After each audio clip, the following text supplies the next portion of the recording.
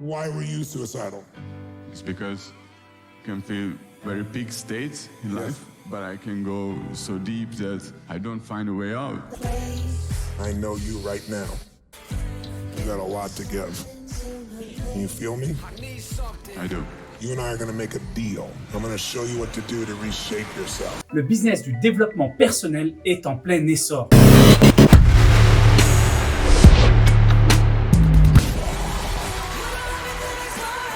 How is it that people can make lasting changes in minutes? What makes that possible? Le marché de l'automotivation est estimé à plus de 13 milliards en 2019. Ces coachs vendent leurs produits sous différentes formes, que ce soit les conférences, des formations ou bien des livres. Cette discipline qui a pour objectif de révéler la meilleure version de vous-même agit aussi bien sur votre vie personnelle, que ce soit votre mental, vos relations amicales, voire amoureuses, ainsi que votre vie professionnelle, productivité, management, leadership. Bref, vous l'aurez compris, le développement personnel voit très grand. Mais de quoi s'agit-il exactement? Est-ce que c'est réellement efficace ou simplement un effet de mode? Comment explique-t-on un tel engouement? Pour analyser ce mouvement, j'ai décidé de mettre le focus sur le leader de ce mouvement, qui est pionnier puisqu'il a plus de 40 ans d'expérience. Il est la référence mondiale. Ses pairs internationaux le citent vraiment comme modèle d'inspiration. Il s'agit de Tony Robbins. Chaque année, des milliers d'ouvrages paraissent à ce sujet. En réalité, ce n'est pas nouveau. Cette littérature de l'automotivation trouve ses origines dans des ouvrages philosophiques. Le best-seller de Dan Carnegie peut être rangé dans cette catégorie. Comment se trouver des amis est paru en 1936 déjà. Il a rencontré un franc succès jusqu'à présent, mais avant lui déjà, James Allen, publié en 1902, L'homme est ce qu'il pense, auquel il décrit la puissance de la pensée et que finalement, les gens n'attirent pas ce qu'ils veulent, mais ce qu'ils sont ou ce qu'ils pensent. La pensée, la conscience est un thème très récurrent dans le développement personnel. Mais clairement, ce n'est pas une nouvelle tendance puisqu'il existait déjà des ouvrages qui abordaient le sujet. Par contre, un fait intéressant pour rester dans l'histoire, c'est que le succès de Dan Carnegie correspondait déjà à la fin de la Grande Dépression au XXe siècle. Aussi, en 2018, on constate que le nombre de livres liés à la psychologie a atteint un record. Effectivement, on n'a jamais vendu autant de livres liés à la psychologie, la pensée, la conscience, bref, la motivation, le développement personnel est clairement un bon produit de crise. Les chiffres sont impressionnants. Juste aux USA, il y a 5000 conférenciers motivateurs. Alors, le leader de ce mouvement s'appelle Tony Robbins. Ce que l'on sait de lui, c'est qu'il a grandi dans un environnement très modeste, avec sa mère uniquement, qui était alcoolique et parfois violente. Une année, il n'avait pas les moyens de se payer le repas de Thanksgiving et un gentil donateur anonyme leur a livré un repas au pied de leur porte. Ce souvenir douloureux le marquera puisque c'est ce qui va le motiver par la suite à s'impliquer de manière très importante dans les dons caritatifs. Lorsqu'il quitte le foyer familial à 17 ans, très rapidement, il va travailler pour l'organisation d'événements pour un certain Jim Rohn, qui est un conférencier et qui deviendra par la suite son mentor. Quelques années plus tard, il rencontrera John Grinder, qui est le cofondateur de la PNL, c'est-à-dire la programmation neuro-linguistique, qui est très utilisée justement dans le développement personnel. Par la suite, Tony enseignera donc la PNL ainsi que l'hypnose. Puis il commercialisera ses cassettes d'automotivation qui seront donc ses premiers produits. Il touchera 100 millions d'Américains via ses cassettes. En 1997, alors âgé de 37 ans, il lance ses premiers séminaires sur le leadership, qui compte au total 4 millions de participants. Puis il coachera de grandes personnalités, que ce soit dans le monde politique, dans le sport ou dans le business. Tout ce succès et ses 40 ans d'expérience justifient effectivement que Tony Robbins soit considéré comme le leader dans le coaching du développement personnel. Maintenant qu'on connaît un peu plus Tony Robbins, intéressons-nous davantage à ses produits, ce qu'il propose concrètement. On va jeter un petit coup d'œil sur son site internet et là on trouve un très grand nombre de produits dérivés, certainement victimes de son succès. Son site internet ressemble plus finalement à un site commercial classique, plus qu'à du développement personnel qui veut notre bonheur. On trouve des t-shirts, des compléments nutritionnels, du business. Et pour chaque catégorie, la liste de produits est assez longue et parfois étrange. Par exemple, ce bloc-notes, un de ses produits phares, bien entendu, ce sont les formations en ligne et on trouve tout un tas de sujets tels que la productivité, le mental, santé, bien-être, le lifestyle, la relation amoureuse, le leadership et le business. Puis, lorsqu'on regarde la section business, on retrouve des concepts très variés. La vente, marketing, finance. Maîtriser autant de sujets différents, même pour un coach business comme je suis, c'est très compliqué. Mais encore une fois, ce qui me surprend, c'est que je ne vois pas de lien avec le développement personnel, le bien-être, la motivation. En fait, le filon est tellement exploité que ce n'est pas lui qui fait ses formations. Tu achètes simplement la marque Tony Robbins et ensuite tu reçois une formation d'un autre expert. Pratique très courante chez les coachs américains. À présent, intéressons-nous à ces livres. Il en a publié 6 au total. Master Money et Uncheckable, ces 2 derniers livres, sont exclusivement dédiés à la gestion financière.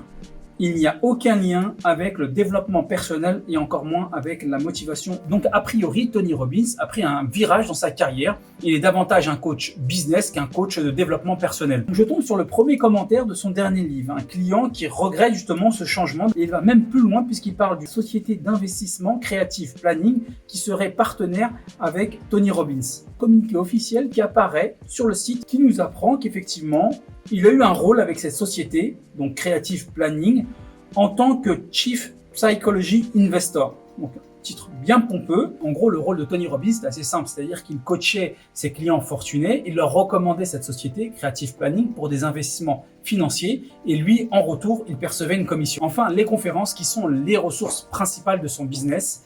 Elles sont organisées à travers le monde et réunissent plusieurs milliers de participants. Alors pour avoir consulté une de ces conférences en ligne, on voit réellement un showman très professionnel, très divertissant, qui maîtrise vraiment son art. I don't know what it is.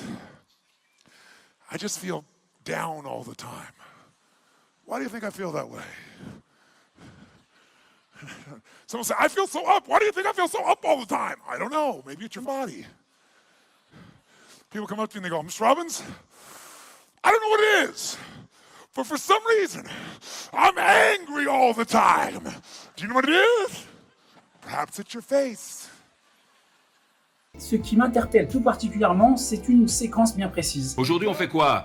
On se réveille et on va dans une boîte. On va d'une boîte à l'autre. Mon petit déjeuner, c'est dans une boîte. Je prends ma voiture qui est une boîte. Je peux aller jusqu'à ma boîte. Ou je travaille dans un bureau qui est une boîte. Je prends une boîte. Cette séquence me rappelle étrangement un passage de Pierre Rabhi, qui est également conférencier. De la maternelle à l'université, on est enfermé. On appelle ça un bahut. Tout le monde travaille dans des boîtes, des petites, des grandes boîtes, etc. Même pour aller s'amuser, on y va en boîte. Bien sûr, dans sa caisse, hein, bien entendu. Et puis vous avez la dernière boîte où on stocke les vieux. D'ailleurs, sur le Wikipédia de Tony Robbins, on apprend également qu'il a été condamné pour plagiat et a payé une indemnité de plus de 600 000 $. En tant que star planétaire, Tony Robbins a même eu droit à son documentaire sur Netflix qui porte bien son nom, I'm Not Your Guru, qui nous emmène au cœur de l'une de ses conférences annuelles, réunissant plusieurs milliers de participants. C'est un vrai show à l'américaine, avec beaucoup d'émotions, de joie et de pleurs. On a l'impression d'assister à une séance de psychanalyse en groupe. Aussi, on peut s'apercevoir que les interventions qui peuvent paraître spontanées pour les participants sont en réalité bien préparées en amont avec toute son équipe. Alors, mon sentiment est assez partagé, car d'un point de vue entrepreneurial, c'est assez impressionnant ce qu'il a réussi à mettre en place, notamment ces conférences annuelles qui réunissent un très grand nombre de personnes et qui semblent vraiment heureux d'y participer. Mais d'un point de vue éthique, ça reste très critiquable, que ce soit concernant les méthodes qui sont utilisées ou bien même l'objectif. L'idée, à la base, c'est de faire du développement personnel. C'est que les gens développent leur bien-être, soient plus heureux. Est-ce que réellement, à la suite de ces conférences-là, sur du long terme, il y a des résultats concrets? Le développement personnel, par définition, il y a personnel, c'est-à-dire qu'il doit y avoir un sens de personnalisation. Lorsqu'on est dans un groupe et qu'on fait du développement personnel, c'est tout sauf personnel. Les histoires de chacun sont différentes, les problèmes de chacun sont différents, les solutions forcément doivent être également différentes. Donc, sachant qu'il n'y a aucune personnalisation, à mon sens, les résultats sur du long terme sont faibles, voire inexistants. Même si à la suite de ces événements, on retrouve beaucoup de témoignages positifs, je me pose la question s'il y a réellement un résultat concret ou est-ce que c'est simplement un effet placebo. Look, I can feed you with an idea that this pill that we just got from the pharmaceutical company, it's the greatest, best thing for your issue. And I give you this pill and you get better. And then later you find out it was a sugar pill and everybody goes, yeah, that's called the placebo effect. And I go, what does it really mean? I said, you didn't get healed by the pill, you got healed by the belief in the pill. À présent, intéressons-nous aux chiffres concrètement, puisque le patrimoine de Tony Robbins est estimé à 500 millions d'euros. Sur son site internet, on peut lire que 50 millions de personnes ont participé. Il a 50 sociétés qui réalise au total un chiffre d'affaires de 6 milliards de dollars. Ce qui fait de lui un excellent entrepreneur, certainement. La réussite n'est pas mal, elle ne doit pas être perçue comme telle, bien au contraire, même si pour le cas, certaines méthodes sont très critiquables. You know that she's so Tu sais qu'elle a vendu tout ce qu'elle avait pour venir. Même ses meubles. C'est du délire. C'est dingue. Elle était au bord du précipice. Ce qui est plus dérangeant, c'est le mélange des genres entre le développement personnel et le business. On a l'impression qu'il s'agit davantage de développement de son patrimoine personnel que du développement personnel des participants. Et ce mélange des genres qui se reproduit même lorsqu'il parle d'humanitaire et qui le met en avant sur ses conférences où on mélange le business, l'humanitaire, le développement personnel. Personnellement, je suis coach dans le business, dans mes domaines de prédilection, que ce soit l'expatriation, des business traditionnels, des business online, des business passifs. Et si demain, Tony Robbins proposait une formation pour nous partager son expérience, comment il bâtit tout cet empire, je serai son premier client. Autrement dit, je n'ai pas du tout de problème avec le business, pas du tout de problème avec la réussite et le fait qu'il ait bâti tout un empire, et pas de problème non plus concernant les formations. En regardant son documentaire sur Netflix, I'm Not Your Guru, j'ai voulu m'intéresser justement comment se crée et se développe une secte. Peut-être qu'on allait trouver quelques clés du succès donc de la machine Tony Robbins. Alors pour cela, on va se rendre sur le site gouvernemental Dérive Secte. Et là, dans la FAQ, on a « Est-ce qu'il existe une définition de la secte ?» Eh bien non. La secte n'est pas définie juridiquement, fidèle au principe de laïcité où chacun est libre de croire ou non en ce qu'il veut. Pour cela que le site se nomme Dérive Secte et non secte, tout simplement, qui ne pose pas en tant que tel de problème. Le problème, c'est lorsqu'il y a des dérives, c'est-à-dire des dangers pour les participants qui se traduisent concrètement sur des abus souvent soit financiers, sexuels ou autres. Alors comment détecter justement une secte? Il y a plusieurs critères à prendre en compte et lorsque plusieurs de ces critères parmi la liste que vous voyez apparaissent, il y a clairement des questions à se poser. Dans notre cas, la déstabilisation mentale, le caractère exorbitant des exigences financières, l'existence d'atteinte à l'intégrité physique, l'importance des démêlés judiciaires. Aussi, Tony Robbins regroupe pas mal de caractéristiques très intéressantes. Une voix grave, un gabarit imposant, un ton très paternaliste, des remontrances en public qui se produisent souvent, une maîtrise de son sujet avec plus de 40 ans d'expérience, une manipulation lorsque les participants pensent que beaucoup de réactions sont purement spontanées alors qu'en réalité elles sont extrêmement préparées en amont avec toute son équipe, et une mise en scène très émotive. The secret to living is giving. Le côté prophétique est très présent également chez Tony Robbins, capable de guérir et marcher même sur des cendres. Et sa position favorite nous rappelle clairement la position christique. La conférence annuelle avec un nom à forte connotation religieuse, rencontre avec sa destinée, s'apparente clairement à un pèlerinage où tous les fidèles se retrouvent autour de leur gourou ou de leur prophète. Agree with this? Yes or no? I do another one because I was poor. I changed my mindset. I kept doing things, but I never got beyond it. I'd say God's wealth is circulating in my life. His wealth flows to me in avalanches of abundance. All my needs, desires, and goals are met instantaneously by infinite intelligence, for I'm one with God and God is everything. And I would imagine the abundance in my life and I would feel so grateful. And a year later I went from making $38,000 a year to making $1 million a year in 1 year. But successful people do what failures won't. You follow me on this? You know? D'ailleurs, toujours sur le site gouvernemental Dérive Secte, on nous apprend que la vie professionnelle est un lieu de prédilection pour l'influence des mouvements sectaires. Aujourd'hui, 20% des formations proposées relèvent du comportemental et ont pour ambition d'apporter des méthodes et outils de savoir-être et de connaissance et affirmation de soi, et de prise en charge par soi-même.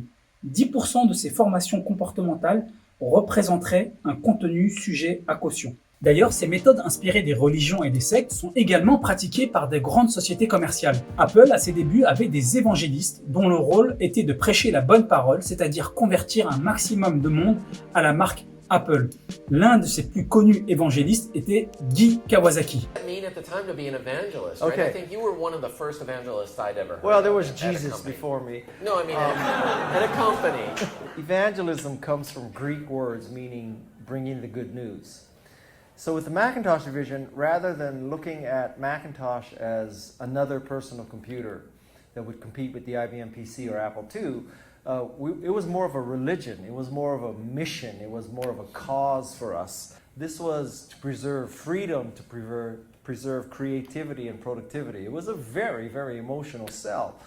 And so we, the evangelists of Macintosh, were bringing the good news of Macintosh. Pour conclure, tout d'abord, je ne tiens pas à blâmer tout le développement personnel, puisque comme je le disais au début, je suis personnellement consommateur à travers des livres.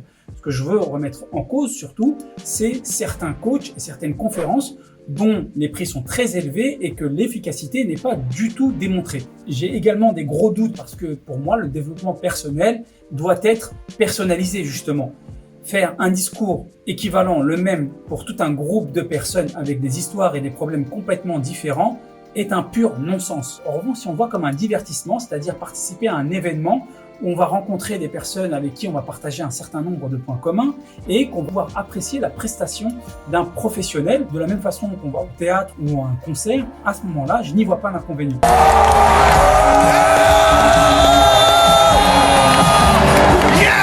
Alors comment expliquer le succès de Tony Robbins? Tout d'abord, il a été pionnier, c'est-à-dire que c'est à 40 ans qu'il a commencé à travailler dans son domaine.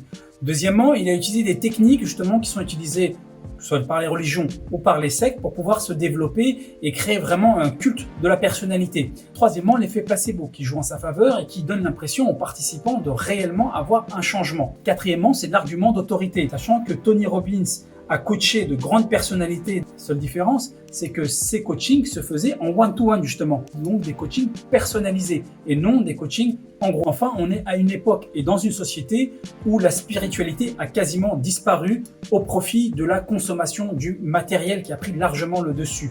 Les individus sont donc en recherche de sens. C'est pourquoi beaucoup de préceptes millénaires sont en vogue actuellement, comme les bienfaits du jeûne, la méditation via le yoga ou la prière, la retraite spirituelle ou le voyage spirituel, la compassion et le don de soi. Il faut bien garder en tête que c'est dans les sociétés les plus industrialisées que la dépression est la plus forte et que les maladies liées à l'anxiété touchent une personne quasiment sur 3.